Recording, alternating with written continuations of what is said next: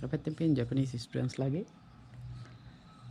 apartments ටික campus එකේ Japanese students ලාගේ apartment ටික ඔයගලන්ට පේනවා ඉතින්. අර පැත්තෙන් පේන්නේ. ඊට පස්සේ මේ පැත්තේ තමයි ඉන්ටර්නැෂනල් ස්ටුඩන්ට්ස් ලාගේ apartment ටික. මේක ඉන්ටර්නැෂනල් ස්ටුඩන්ට්ස් ලාගේ මේක කපල් රූම් එක. බලමු කොහොමද කියලා. මෙහෙම තමයි ඇතුල් වෙන්න තියෙන්නේ. තුන ගමම්ම එතන අපිට සපත්තු ගලවන්න ඕනේ. ඊට පස්සේ සපත්තු දාන්න මෙන්න මේ වගේ රැක් එකක් තියෙනවා. ළඟට ඇතුල් වෙන තැනම පුළුවන් දැක ගන්න මයික්‍රෝවේව් oven එකයි ෆ්‍රිජ් එකයි. ෆ්‍රිජ් එක තියෙනවා ටිකක් ලොකු ෆ්‍රිජ් එකක්. ඊළඟට මෙතන ඇතුල් වෙන තැනම තමයි මෙතන කුස්සිය තියෙන්නේ. ඔයගලන්ට පේන ඇති සිංක් එකත් එක්ක මේ උයන්න තියෙන්නේ සාමාන්‍ය ගෑස් වලින් නෙමෙයි IH කියන කරන්ට් එකෙන් තමයි වෙන්න තියෙන්නේ. IH සෙන්සර් එක තමයි පාවිච්චි වෙන්නේ මෙතන. එහෙම තියෙනවා. ඊට පස්සේ මෙතන බේක් කරන්න අපිට තැනක් තියෙනවා. ඊළඟට එක්සෝස් ෆෑන් මෙහෙම තමයි තියෙන්නේ. එන්න මේ තත්ත්වෙන් තමයි තියෙන්නේ මෙතන. ඉතින් මෙතනින් එළිය පේනවා බලමු. ඊළඟට මෙතන ඇතුල් වෙන තැනම අපිට තියෙනවා ඩ්‍රයි එකක්. රෙදි හේදුවට පස්සේ ඩ්‍රයි කරන්න ඩ්‍රයි එකක් තියෙනවා. ඊළඟට වොෂින් මැෂින් එකක් තියෙනවා. වොෂින් මැෂින් එක. මෙතන බාත්රූම් එක බාත් ටබ් එකත් එක්ක කොමඩ් එක තියෙනවා බාත්රූම් එක. මේක මේ විදිහට තමයි තියෙන්නේ. right ළඟට කොහොම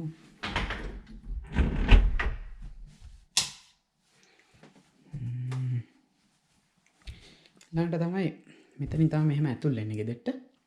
ගෙදරට ඇතුල් වෙනකොට මෙතන තියෙනවා මේ ටෙලිෆෝන් එක. මේක ඇත්තටම මේල් එහෙම ආවහම ලියුම් ආවහම එතනින් කෝල් එකක් තමයි ගෙදරට එන්නේ. කෝල් එකක් ආවට පස්සේ අපිට කෝල් එක ආන්සර් කරලා එතනට ගිහිල්ලා ලියුම් ගන්න පුළුවන්. එළියට ගිහිල්ලා ලියුම් ගන්න පුළුවන්. ඒ වගේ දෙයක් තමයි මෙතනින් වෙන්නේ. ඊළඟට මේක තමයි සාලේ. ඔයාලන්ට පේනවා ඇති. සාලේ අපිට පුළුවන් මෙතනින් කුස්සිය තමයි මේ තියෙන්නේ. එතනින් කෑම් බීම හදලා මෙතෙන්ට දීලා අපිට දැන් මෙතන තමයි කියන්නේ කෑම් මේසේ තමයි මෙතන තියෙන්නේ. ඊළඟට මෙතන පාඩම් කරන්න තැනක් තියෙනවා ටේබල් එකක්. ඊට පස්සේ ඒ ලැම්ප් එකත් එක්කම ඊළඟට මෙතන තියෙනවා මේ රැක් එක පොත් තියාගන්න අරව මේවට. ඊට පස්සේ AC එක. ඊළඟට මේ වින්ට් එකට කාමරේ රත් කරගන්න අපිට තියෙනවා ගෑස් හීටර් එකක්. ගෑස් හීටර් එකක් තියෙන්නේ මෙතනින් තමයි ගෑස් එන්නේ. මේ තමයි ගෑස් හීටර්. ඊළඟට මෙතන ඉන්ටර්නෙට් පහසුකමයි අපිට TV ලයින් පහසුකමකුත් දීලා තියෙනවා. අපිට TV බලන්නත් පුළුවන්. ඉන්ටර්නෙට් එක ලබා ගන්නත් පුළුවන්. ඉන්ටර්නෙට් ලයින් එකකුත් දීලා තියෙනවා. ඊළඟට මෙතන තමයි නිදන කාමරය. අපි යන්නේ මේ නිදන කාමරයට. මේක කපල් රූම් එකක්. ඔයගලන්ට පේනවා ඇති. ඇඳවල් දෙකක් තියෙනවා. ඊළඟට උඩත් රැක් ගහලා තියෙනවා. මොන හරි බඩු එහෙම තියාගන්න. ඊට පස්සේ මෙතන පොඩි ටේබල් එකක් තියෙනවා. එයා මේව තියන්න. ඊට පස්සේ මේ පැත්තේ තියෙනවා ඇඳුම් එහෙම දාන්න පොඩි අල්මාරියක් වගේ එකක්. මේ තමයි ෆුතෝන් අරව මේවා පෙරවන්න අවශ්‍ය වෙන දේවල් ටික. ඒ ටිකත් ඒගොල්ලෝ මෙතනින් අරන් තියලා තිනවා. ඒක අපිට ඇඳට දාගන්න පුළුවන්. මෙහෙම තමයි තියෙන්නේ.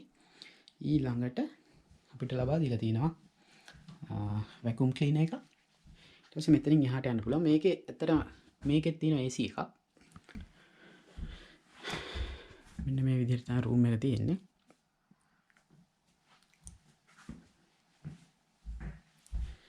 මෙහෙම ගියාම මේ පැත්තෙනුත් අපිට එළියට යන්න පුළුවන්.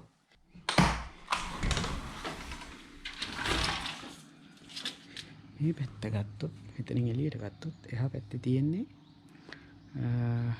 සිංගල් රූම්ස් ටික. ඔක්කොම සිංගල් රූම් ටික තමයි එහා පැත්තෙන් තියෙන්නේ.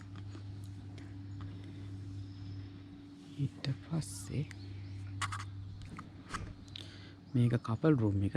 එහා පැත්තේ තියෙන රූම් එක ෆැමිලි රූම් එකක්. මේක මෙහෙම තමයි තියෙන්නේ. මුළු කැම්පස් එකේ අපාර්ට්මන්ට් එකම ලොකු දැලකින් වට කරලා තියෙන්නේ. ඔයාලන්ට පේනවා ඇති. තමයි මේක ඇත්තටම ළමයින්ට ලබා දෙන හින්දා මේක ඒගොල්ලෝ අඩු මුදලකට ලබා දෙන්නේ. යෙන් 23000ක වගේ මුදලකට තමයි මේක ලබා දෙන්නේ ඒගොල්ලෝ මාසිකව. ලයිට් වතුර බිල් අපි ලබා ගන්න ඕනේ. යෙන් 23000ක් කියලා කියන්නේ මේ වගේ රූම් එකක් ගොඩක් වටිනවා. ඇත්තට මේක ස්ටුඩන්ට්ස්ලට මේ ගකුසේ ස්ටුඩන්ට්ස්ලට ලබා දෙන හින්දා තමයි ශිෂ්‍යයන්ට ලබා දෙන හින්දා තමයි විශ්වවිද්‍යාල ශිෂ්‍යයන්ට ලබා දෙන හින්දා තමයි මේගොල්ලෝ මේ විදිහට අඩුවට දෙන්නේ 23000ක් වගේ මුදලකට. එහෙම නැත්නම් මේ වගේ රූම් එකක් සාමාන්‍යයෙන් යෙන් 50000 පයින්නවා. මේක තමයි මේ පැත්තේ ඉඳලා රූම් එකේ විස්තරය. අපිට මෙහෙම ඉන්න පුළුවන්. ආවොත් ඉතින් මෙහෙම ගිහිල්ලා මෙතනින් කුස්සිය පහු කරගෙන අපිට මේ පැත්තේ වොෂින් මැෂින් එක, ඊට පස්සේ ඩ්‍රයර් එක, ඊට පස්සේ මෙතන තියෙන ෆියුස් සිස්ටම් එක. ඊට පස්සේ අපිට මෙතනින් තමයි එළියට යන්න පුළුවන් වෙන්නේ. මෙහෙම මෙතනින් එළියට යන්න පුළුවන්.